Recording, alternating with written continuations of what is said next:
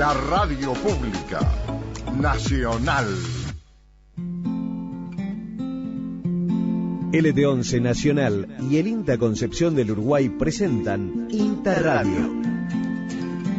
Contenidos radiofónicos vinculados a la ruralidad, sus procesos, sujetos y problemáticas. INTA Radio. INTA Radio. Ciencia, tecnología e investigación. Las novedades del INTA en todo el país, resumidas en una hora de radio. INTA Radio, en LT11, con la conducción de Gustavo Contenti. Bienvenidos.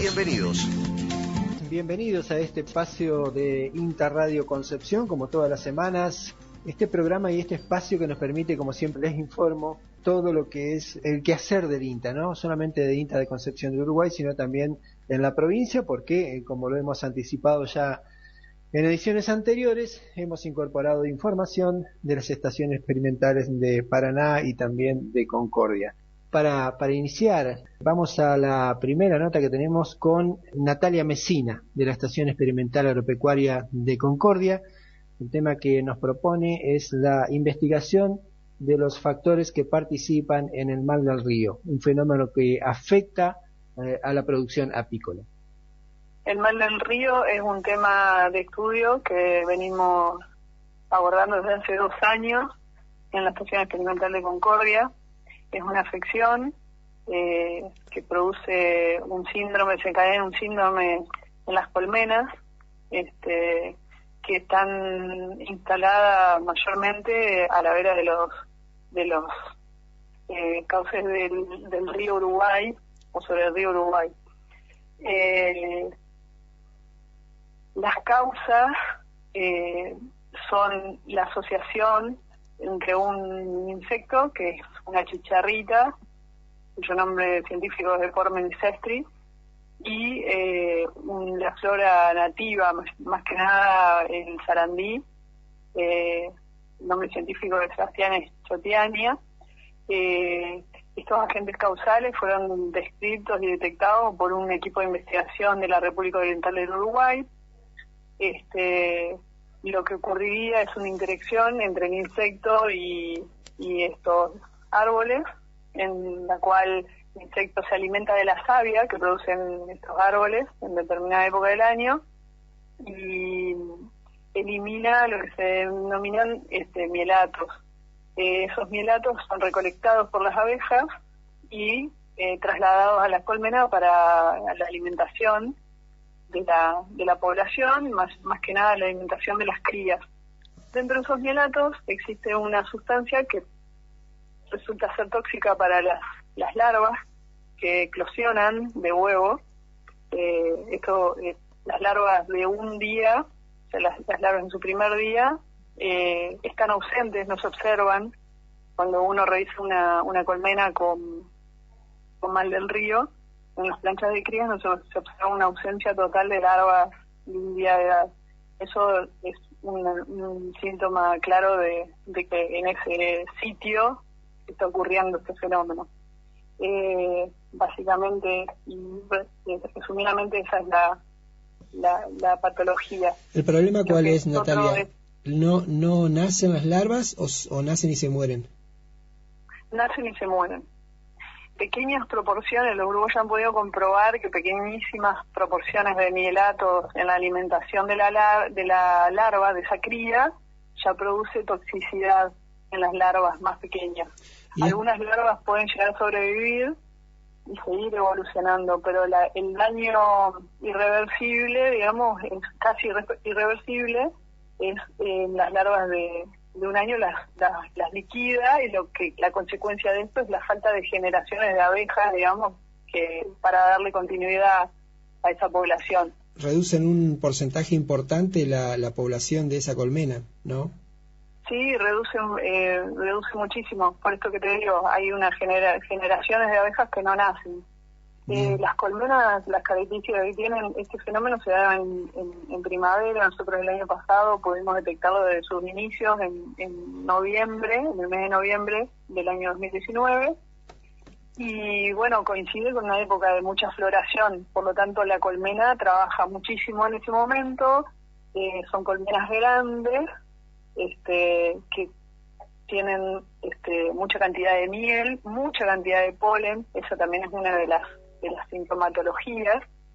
Pero sin embargo las poblaciones, cuando uno destapa la colmena, uno la levanta y por el peso uno dice, uy, esta colmena está muy bien. Cuando uno la revisa, se encuentra con con muy poca cantidad de abejas en relación al tamaño de todo lo que ve, y cuando revisa la cría es notable la ausencia de larvitas, y se ven los espacios libres para que la reina vaya reponiendo la cría, y eso es notable.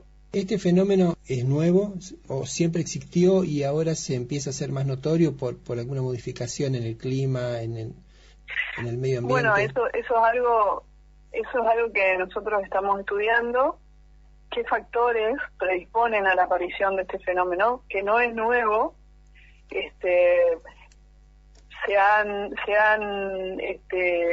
En el año 2012, por ejemplo, yo he tenido productores que me han acercado inquietudes porque han visto toda esta sintomatología en las colmenas, pero en ese momento no se pudo generar un trabajo de investigación o de indagación del problema. En el año 2016 recién los uruguayos publicaron el resultado de todo este trabajo de investigación, y nosotros lo tomamos en el año 2018, en el año 2019 también apareció, y bueno, este año vamos a ver qué nos depara el destino, pero estamos estudiando, precisamente apuntamos a poder detectar factores predisponentes que permitan anticiparnos al problema y poder dar aviso, por supuesto, a los apicultores, que son los más afectados.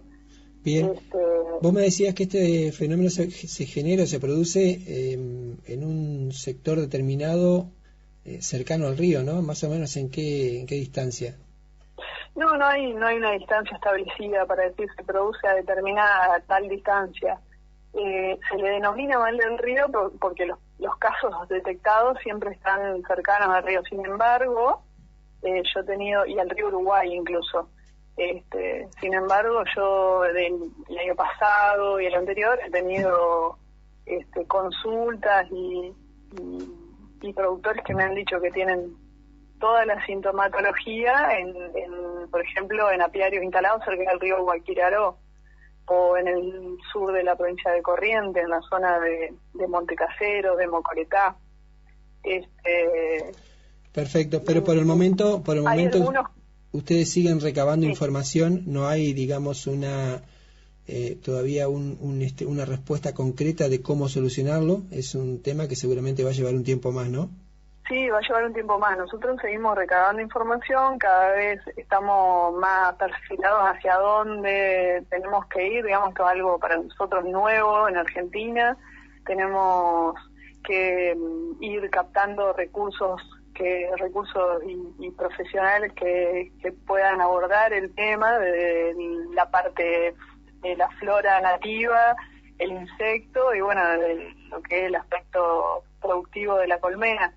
Esos son los focos que nosotros vamos a ir atacando, digamos, para poder ir dilucidando el misterio, digamos, ¿no?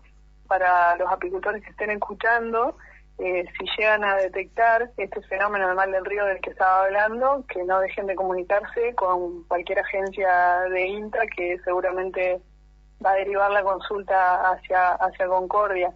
Porque, bueno, una de las cuestiones también que quisiéramos hacer es tener un mapa, porque hemos tenido muchos reportes, digamos, pero a muchos no hemos podido llegar por diversos motivos. Pero bueno, que si detectan este problema, que lo sigan reportando. Nacional, la radio pública. Somos radio. Somos INTA. La radio fue, es y seguirá siendo un medio de comunicación fundamental para nuestra tarea. Porque la radio potencia voces, replica conocimientos, promueve encuentros y democratiza la palabra. Seguimos sumando sonidos desde y para la ruralidad. Somos radio. Somos INTA. Bien, Natalia Messina nos comentaba en esta primera parte sobre el mal del río, un fenómeno que afecta a la producción apícola en la provincia de Entre Ríos, y como nos mencionaba en algún momento también es un trabajo que se viene investigando en la República Oriental del Uruguay, ¿no? Así que seguiremos en contacto con Natalia y con la gente de apicultura para que nos tengan informados sobre el desarrollo de esta investigación, con esto que no es nuevo, pero que INTA lo está teniendo en cuenta para poder solucionar estos problemas de la apicultura. Para continuar con la programación de hoy, quería comentarles la agenda en la voz de Carlos Neveira. Quería contarles un poquito lo que tenemos en agenda para estos días que vienen. Especialmente tenemos una para el 9 de septiembre y otra para el 15 de septiembre. Las dos son a las 14 horas.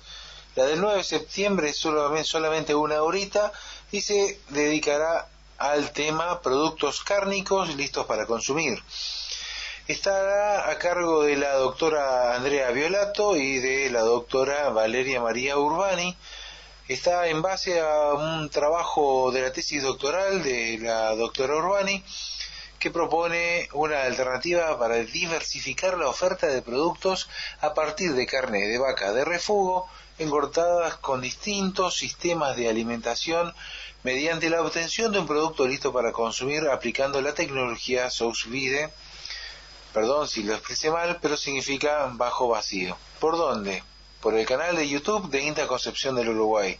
Si no lo encontrás, googlealo INTA Concepción del Uruguay en YouTube o canal INTA Concepción del Uruguay, y si no, escribinos a través de nuestras redes sociales: Facebook, INTA Concepción del Uruguay, Instagram y Twitter. Y la del 15 de septiembre, un poquito más tarde, pero a la misma hora, a las 14, y esta va a ser una conferencia doble de 14 a 16 horas, se va a basar en avicultura, bienestar animal y sanidad, y bienestar animal y apertura de mercados.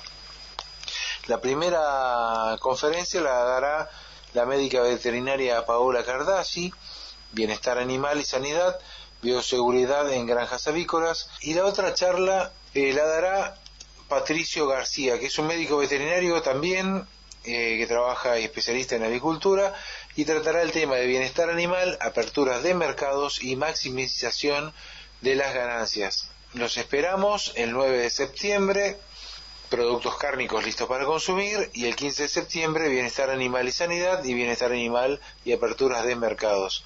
Ambos a las 14 horas y a través del canal de INTA Concepción del Uruguay. Si ustedes quieren repasar o estar un poco más atentos, lo pueden hacer a través de la página web de INTA Concepción o también a través de las redes sociales, donde también nos pueden solicitar información sobre todos los temas que les sean necesarios, ¿no? Todos los temas que ustedes requieran, ya sea los que vamos tratando aquí en este programa radial o todo lo que hace a lo inherente a INTA Concepción o a INTA inclusive, ¿no? Así que lo pueden hacer a través de las redes sociales. Uno de los temas que siempre está ahí latente entre los productores ganaderos y que nos gustó rescatar en esta oportunidad, gracias a los conocimientos de nuestro compañero Héctor Skreyer, ingeniero agrónomo de la Agencia de Extensión Rural de San Salvador, son los factores que se deben tener en cuenta a la hora de elegir un toro para nuestro rodeo. ¿Qué debemos mirar? ¿Dónde? ¿Y a qué debemos estar atentos? ¿Lo escuchamos a Héctor?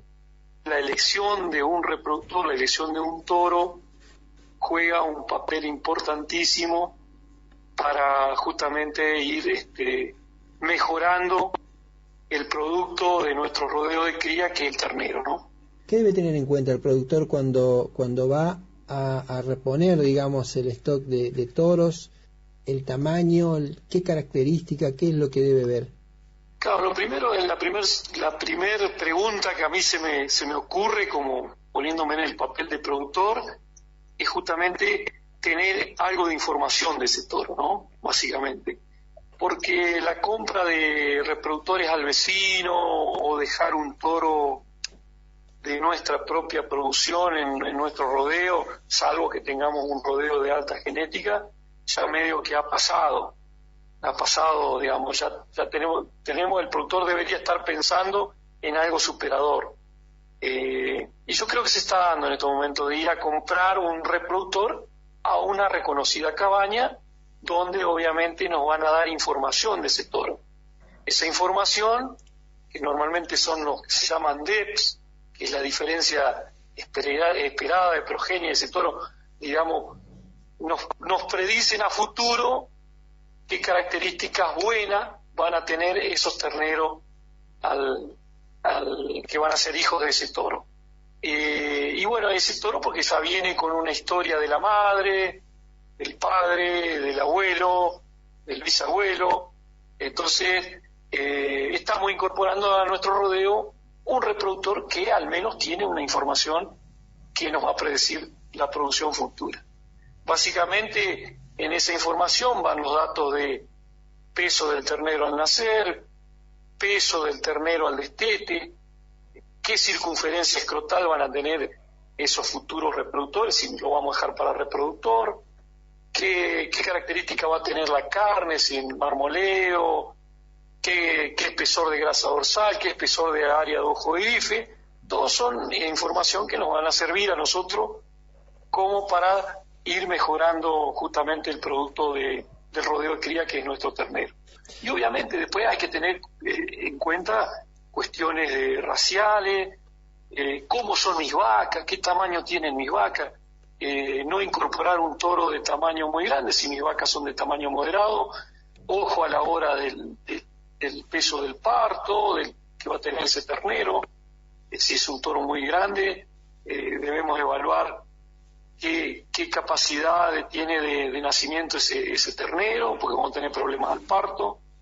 Y así un montón de cosas que, obviamente, si tenemos una raza definida, si es Aberdeen Angus, si es Hereford, o si es un rodeo mestizo, bueno, tratar de definirse por una raza y tratar de ver también qué es lo que nos está pidiendo el mercado, si el mercado nos está pidiendo un ternero pesado, un ternero liviano, un ternero de calidad, ver básicamente esas dos cosas, ¿no? Claro, porque el mercado también varía y eso también hay que tener muy en cuenta, ¿no? Claro, el mercado normalmente varía. Hay épocas en que hay mucha demanda de ternero liviano, a veces hay mucha demanda de ternero pesado. Entonces tenemos que ver hacia dónde apuntamos, ¿no? Yo creo que por ahí tiene muchísimo que ver el asesor técnico que nosotros tenemos en nuestro establecimiento. Y si no lo tenemos, consultemos a alguien por ese tema, ¿no? A la hora de elegir, digamos. Es interesante también toda esta información que vos nos brindás respecto a un toro cuando se va a hacer una elección para una compra. Si se quiere hacer inseminación también, ¿no? Tener las características de los toros que han proporcionado ese material. Otra gran herramienta, que ya que lo mencionás, otra gran herramienta de avance genético es la inseminación artificial. Claro. Obviamente, ¿no es cierto?, los niveles de resultados a nivel de hablar de preñez, obviamente son mucho menores que si lo comparamos con el desempeño de un toro. Pero bueno, estamos incorporando una genética de altísima calidad en ese semen que a nosotros nos va a permitir pegar un salto genético cuanti y cualitativo en nuestro rodeo, ¿no? Que utilizando un toro de alguna cabaña de acá de la zona. Un tema que es importante tener en cuenta también es la renovación de toros, o en todo caso la incorporación de inseminación para evitar la consanguinidad, ¿no? Esto, ¿cómo se maneja este tema? Es decir, ¿cada cuántos años es conveniente hacer la renovación o hacer una inseminación para evitar este tipo de problemas? Bueno, se pueden hacer las dos cosas, Gustavo. Podemos tener un programa donde hagamos inseminación artificial y hagamos un repaso con toro de las vacas que no quedaron preñadas.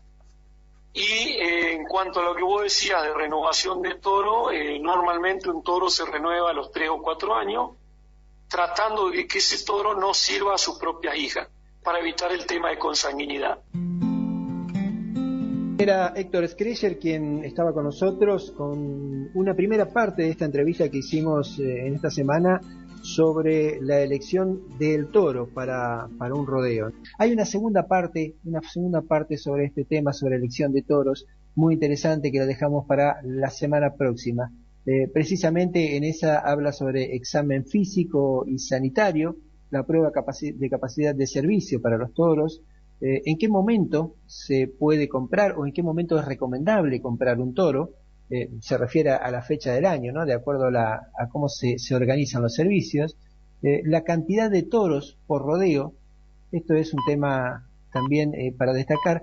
¿Cuánto nos damos cuenta que debemos renovar un toro por falta de rendimiento? Bueno, Héctor Schreyer nos va a ilustrar la semana que viene sobre estos temas en una segunda parte de esta nota que en esta primera parte hemos titulado Elección de Toro y factores a tener en cuenta cuando vamos a hacer esa selección.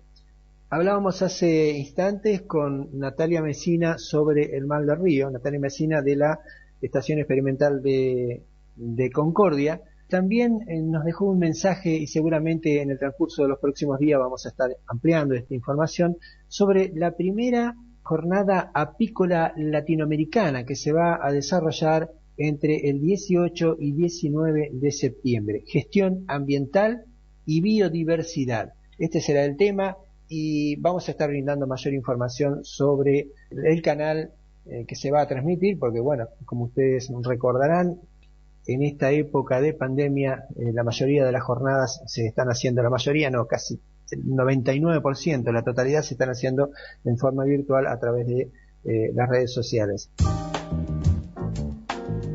Transmite LT11 Radio General Francisco Ramírez, Nacional AM 1560, la radio pública de Concepción del Uruguay, Entre Ríos, Argentina.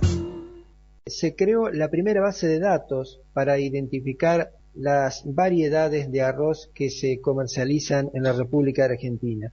Esto se debió a un trabajo sin precedentes, encabezado por un consorcio público-privado integrado por las empresas Adecoagro, Sociedad Anónima, Copra, Sociedad Anónima, Ebro, Restec, el Ministerio de la Producción de la provincia de Santa Fe, la Universidad Nacional de La Plata, el Instituto Nacional de Semillas, el INASE, y el INTA. Se creó de esta manera la primera base de datos molecular para la caracterización del germoplasma de arroz que se comercializa en el país. Este logro busca fortalecer el comercio de semilla legal y reúne información sobre todos los cultivares comerciales que se han utilizado en los últimos 50 años en la República Argentina. Sobre este tema consultamos al licenciado José Colazo de INTA Concepción del Uruguay.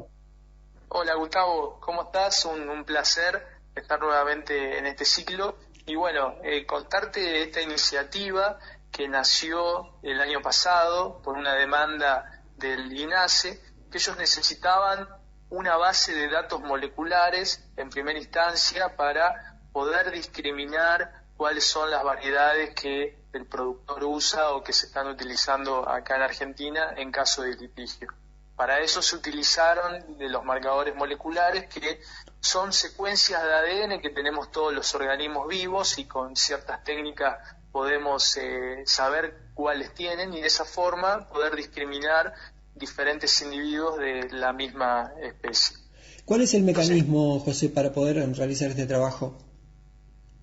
El mecanismo básicamente es poder recolectar todos los arroces que están sembrados o se producen en Argentina y además toda la colección de 50 años atrás que se produjeron. Para eso convocamos a los diferentes programas de mejoramiento y a los diferentes semilleros. Luego hay que extraer el ADN de esos arroces. Luego hay que utilizar tecnología que puede ser de dos formas: o secuencias completamente el genoma o utilizás unos chips que ya tienen marcadores moleculares identificados previamente y vos chequeás en tu población o en tu colección cuáles marcadores hay. En este caso nosotros nos decantamos por la segunda opción, utilizamos un chip desarrollado en Estados Unidos con todos los mejores marcadores moleculares que sirven para discriminar todos los arroces que uno puede encontrar en el mundo, y en base a eso obtuvimos la primera base de datos moleculares de arroz con más de 6.000 marcadores moleculares que nos van a potenciar todos los arroces que tenemos en Argentina y que se sembraron en los últimos 50 años. La primera base de datos en la Argentina, ¿verdad? Exactamente, es la primera base de datos en Argentina. Desde el punto de vista como investigador, o sea, a mí lo que realmente me motiva o cuál fue la iniciativa es conocer cuán semejantes son los arroces que nosotros tenemos, es decir, qué variabilidad genética tenemos para conocer si hay que ampliarla o está bien. Siempre desde el punto de vista del mejoramiento genético, apuntando a poder diseñar en el futuro las mejores variedades que se adapten acá en Argentina. Así que bueno, esto nos va a permitir, además de formar o elegir un set de marcadores que responda a esa demanda del INASE y nos permita de forma precisa e inequívoca saber qué variedades, en el caso nuestro, también conocer la variabilidad genética de todo lo que se produce acá en Argentina. También hay un factor en lo comercial, ¿no?, que es importante. Sí, la demanda del INASE es apostar al uso de semilla certificada, por una cuestión de que está demostrado que el uso de semilla de alta pureza y de calidad obtiene buenos rendimientos y es el primer paso hacia la adopción de buenas prácticas agronómicas, siempre pensando en levantar y aumentar los techos de rendimientos nacionales, no solo en arroz, sino en otros cultivos.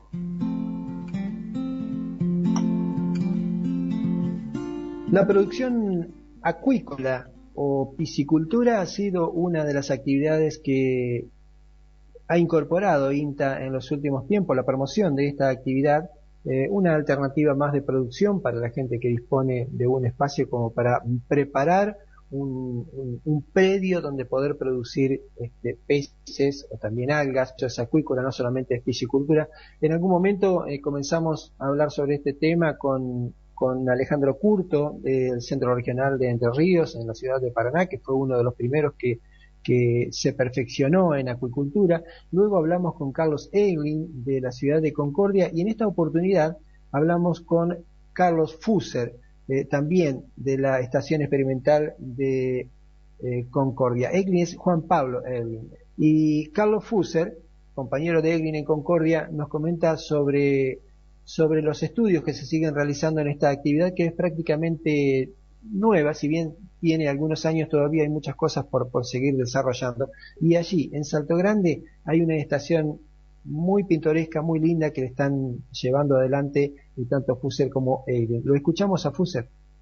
El proyecto surge a raíz de un convenio entre el INTA y la Comisión Técnica Mixta de Salto Grande. A fines de 2016 se empezó a ejecutar la obra y ya transcurrió una primera etapa que contó de 3 años de convenio y se renovó y ya vamos por el primer año de la segunda etapa del convenio. Son estanques excavados en la tierra, son como grandes piletones de 40 metros por 8 de ancho y 2 de profundidad, en los que nosotros, en esta primera etapa estuvimos un poco experimentando acerca de las cargas que se utilizan, digamos, hasta dónde podemos apretar el sistema o hasta cuántos peces se aguanta el sistema, y también la mezcla de especies. Cabe resaltar que el proyecto tiene en cuenta la cría de especies nativas del río Uruguay de interés comercial, digamos, no se propone la cría de especies exóticas por una cuestión ambiental que es una premisa del convenio. Y nosotros comenzamos fue con pacú y sábalo en esta primera instancia, y ahora en este segundo ciclo de producción ya agregamos la boga, o sea que tenemos piletas con pacú, piletas con boga pura y piletas con policultivo, o sea que en las cuales están las 3 especies presentes en un estanque. ¿La boga debe haber sido tal vez la que mejor adaptación ha tenido? Hasta ahora tenemos buenos resultados, todavía no habíamos terminado el ciclo, pero podemos decir que sí, que se adaptó bien. Todavía estamos a la espera de hacer una biometría, ahora ni bien empiecen a subir las temperaturas y poder determinar un poco el crecimiento que se ha dado en todo el invierno, que es en donde en esta zona no se alimentan con alimentos balanceados. Entonces, bueno, pero sí, hasta el muestreo que habíamos hecho a fin del ciclo del año pasado, venían mostrando un muy buen desarrollo. ¿Qué conclusiones han obtenido en este tiempo, Carlos, respecto a los temas que vos mencionabas, temas de estudio que mencionabas, en cuanto a la carga y a la mezcla de especies? Y bueno, a lo que hemos llegado, nosotros estamos trabajando en un sistema, sería semi-intensivo, que es con sistema de aireación paulatina, digamos, se va variando de acuerdo a los horarios del día y a los requerimientos de oxígeno según la estación del año, y también se le agrega agua de unas perforaciones que tenemos ahí para ir controlando la calidad del agua. Por eso es un sistema semi-intensivo, porque lleva un agregado de agua y además la incorporación de aireación a través de unos difusores que van abajo de las piletas, que serían como unas duchas invertidas que generan un burbujeo muy fino, que eso es lo que le proporciona al sistema el oxígeno, digamos. Corregime si me equivoco, pero según recuerdo, este proyecto que además de Concordia también se han iniciado en otros lugares, inclusive en forma privada, tiene como objetivo agregar una fuente más de producción que ya puede ser complementaria o también puede ser única, ¿no es cierto? Pero ¿cómo ha reaccionado la gente en cuanto a estos sistemas de producción de peces en este tiempo, digamos, en este lapso? Porque ya hace unos cuantos años que se vienen trabajando. ¿Despierta interés? ¿Les gusta? ¿Se han manifestado interesados? ¿Se han comenzado algunas explotaciones? ¿O la gente todavía está un poco reacia a hacer alguna inversión? Ya hemos tenido, ni bien terminamos la jornada de inauguración, al otro día nos llamó un productor de la zona de Puerto Ceroa, que ya se inició con una pileta. Después también tenemos gente de Paraná, que también ha iniciado un proyecto ya más a nivel comercial, un poco más grande. Después hay otras experiencias ahora que están actualmente por comenzar los procesos de excavación y de puesta en marcha en la zona federal, en la Escuela Agrotécnica, y hay interés de diferentes productores y bueno, sí, continuamente estamos recibiendo visitas, consultas vía WhatsApp, vía mail, hasta de muchos lugares del país. Así que no, es una actividad que es relativamente nueva en nuestras zonas, incipiente, pero que ya despierta cierto interés por los productores de otras actividades que lo ven como una posibilidad de diversificación en sus establecimientos. Así que venimos creciendo paulatinamente, despacio, pero bueno, tratando de desarrollar todos los eslabones de la cadena para que un sector sea sustentable en el tiempo. Nacional, la radio pública. Escuchás Interradio, NLT11, Nacional, Concepción del Uruguay. En estos días escuchábamos que el programa Prohuerta estaba en sus 30 años de actividad. Martina Boxler, una trabajadora, compañera de telecomunicaciones también, y trabajadora, iba a decir, de Prohuerta, porque siempre ha estado con este programa desde hace mucho tiempo, asistiendo a toda la gente que participa en él, nos presenta a Amanda Soledad Bruno, una historia de vida de alguien que ha estado durante mucho tiempo y tiene un buen recuerdo de este programa. El programa Prohuerta celebró el pasado mes de agosto sus 30 años de trabajo y desde la agencia del INTA de Concepción del Uruguay quisimos celebrar compartiendo algunas de experiencias de vida y reflexiones de algunas de las personas con mayor trayectoria que iniciaron en el programa Prohuerta esta hermosa tarea de ser promotor. Hoy nos acompaña una persona muy maravillosa porque se ha comprometido muchísimo con el programa Pro Huerta en nuestra zona, y así se presenta. Soy Amanda Soledad Bruno, tengo 77 años, estoy jubilada de la Justicia de Entre Ríos, soy de Concepción del Uruguay y he prestado un servicio muchos años ad honorem en INTA Concepción del Uruguay, en la agencia. Mi intervención en Pro Huerta marcó un hecho fundamental en mi vida, porque me estaban tramitando la jubilación por discapacidad porque tuve una ACV. Eso me provocó angustia, depresión, y el trabajar con Pro Huerta me cambió el ánimo totalmente y pude afrontar la enfermedad y salir adelante. Me permitió enseñar en mi propia huerta orgánica cómo se trabaja para tener una alimentación sana y cuidada. Concurrían también a mi huerta las escuelas primarias de la ciudad con sus maestros, y yo les explicaba cómo era la manera de trabajar para lograr una dieta sana. También íbamos a dar cursos o clases a las escuelas del departamento junto con Martina Bosler de la agencia. Colaborar con Pro Huerta es una de las cosas más importantes y emocionantes que me han ocurrido en la vida. ¿Cuántas historias tendrá, no? de todo ese primer periodo de Pro Huerta a través de INTA? Interesantes temas para poder rescatar y para reconocer toda esta gente que ha trabajado en este programa que lleva adelante INTA a través de 30 años. Otro de los temas que habíamos seleccionado para hoy y que había quedado pendiente desde la semana pasada es la evaluación de cultivares que el INTA, en convenio de vinculación y asistencia con la Asociación de Semilleros Argentinos, lleva a cabo durante todos los años, mejor dicho, ¿no? Año a año, la gente que está en evaluación de cultivares realiza un testeo y luego esa información se vuelca para que los productores tengan parámetros y tengan datos para poder programar sus propias y futuras campañas.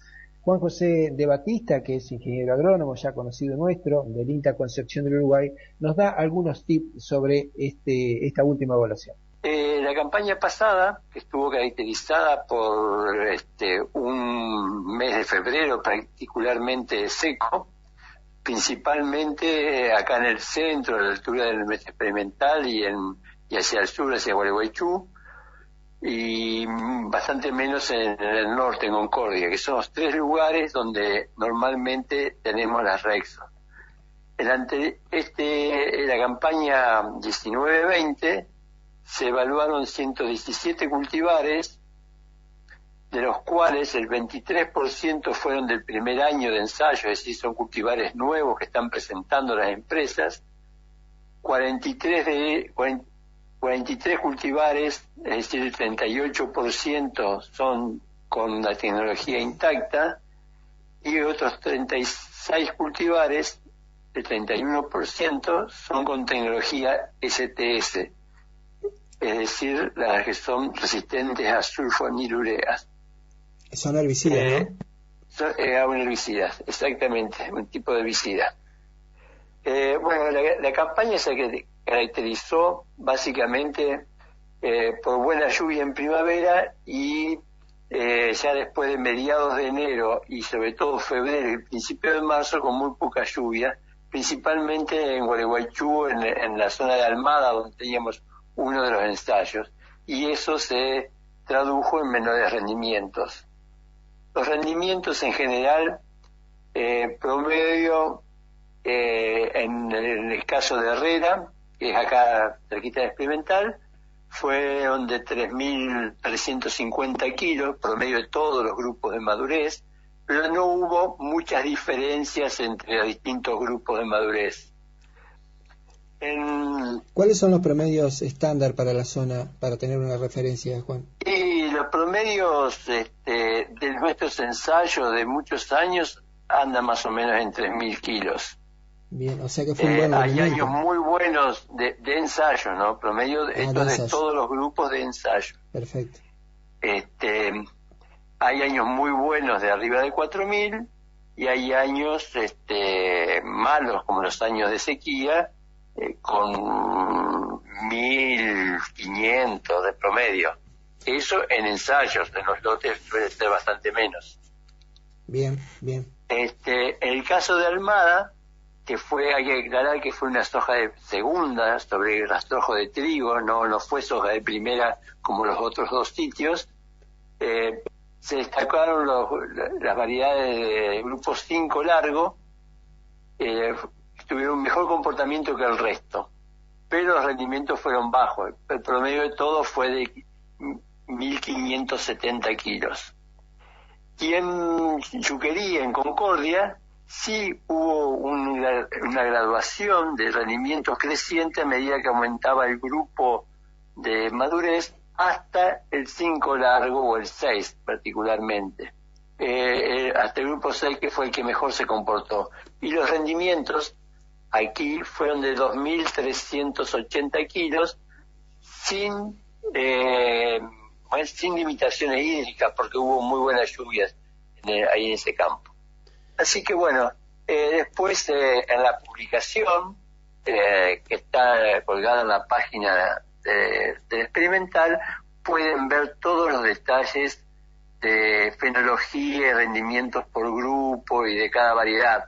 No tiene sentido que yo les cuente ahora cuáles son las variedades más destacadas. Fantástico, es perfecto, un resumen sintético y desde luego quien se interese más por la parte técnica lo puede ver ahí. Sí, claro. No necesitamos contarlo acá en la radio.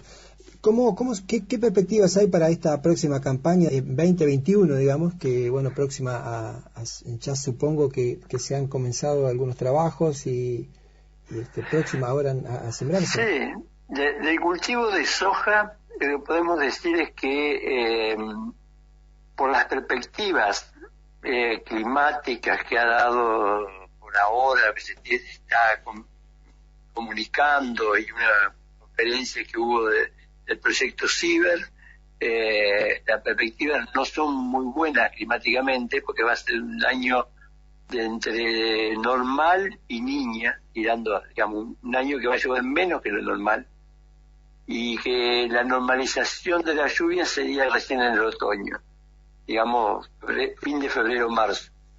Esto hace que, por lo menos lo que tengan en cuenta esta información, hacer estrategias defensivas, de no sembrar muy temprano, de sembrar cultivares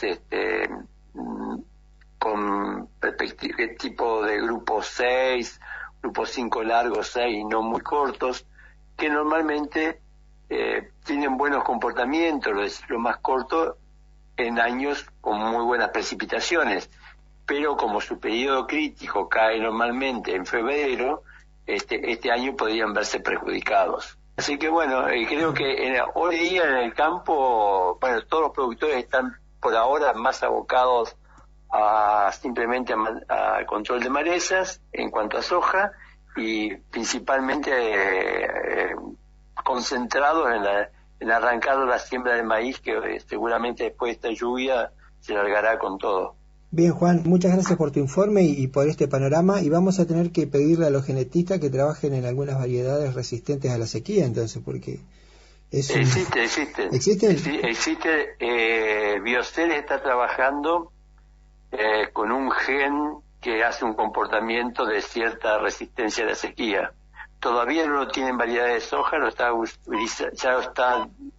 está empezando a difundir un cultivar en trigo. ¿En trigo? Cultivar de trigo. Bien, perfecto. Así que bueno, hay avances en ese sentido. Juan José de Batista de INTA Concepción del Uruguay nos anticipaba alguna información sobre la evaluación anual de cultivares en soja que se realiza en nuestra zona. De todas maneras, toda esta información está cargada en en la web, en la página de INTA, así que allí se pueden observar con mayor detenimiento los datos técnicos que se han obtenido en esta última evaluación. De esta manera llegamos al final de este programa semanal, así que los invito a reencontrarnos dentro de 7 días en esta misma frecuencia. Muchísimas gracias, nos estamos viendo.